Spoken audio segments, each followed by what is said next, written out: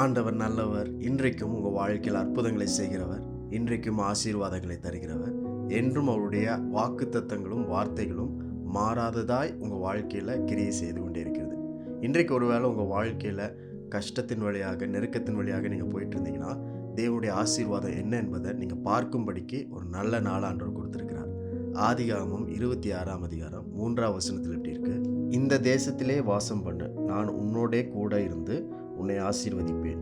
நான் உனக்கும் உன் சந்ததிக்கும் இந்த தேசங்கள் யாவையும் தந்து உன் தகப்பனாகிய ஆபிரகாமுக்கு நான் இட்ட ஆணையை நிறைவேற்றுவேன். இந்த வசனம் ஒரு வாக்குத்தத்தம். ஈசாக்கு ஆண்டவர் கொடுக்கிற வாக்குத்தத்தம். ஆபிரகாம் காலத்தை விட ஈசாக்கின் காலத்தில் ஒரு பெரிய பஞ்சம் வந்தது.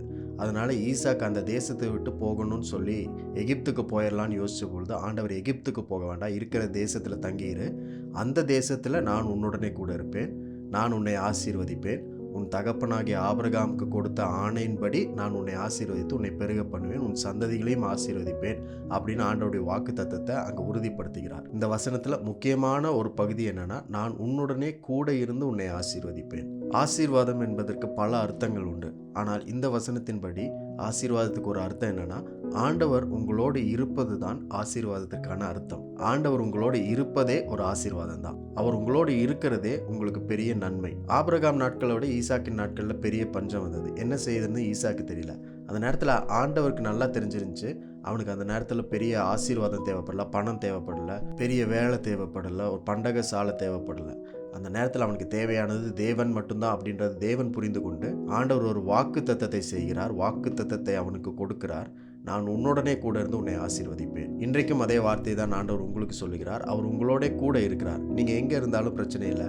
எவ்வளோ பெரிய பஞ்சமான சூழ்நிலையில் நீங்கள் இருந்தாலும் பிரச்சனை இல்லை. ஆபிரகாம் நாட்களை காட்டிலும் ஈசாக்கின் நாட்களில் பஞ்சம் பெருசாக இருந்தது. அவன் எகிப்துக்கு போகலான்னு நினச்ச போது ஆண்டவர் எகிப்துக்கு போக வேண்டாம், ஏன்னா எகிப்துக்கு போனால் அவனுக்கு நல்ல சாப்பாடு கிடைக்கும். அந்த நாட்களில் எகிப்து செழிப்பாக இருந்துச்சு. ஆண்டவர் சொன்னார், நீ இருக்கிற தேசத்திலேயே இரு, இந்த தேசத்தில் நான் உன்னை ஆசீர்வதிப்பேன், உன்னோடனே கூட இருப்பேன்.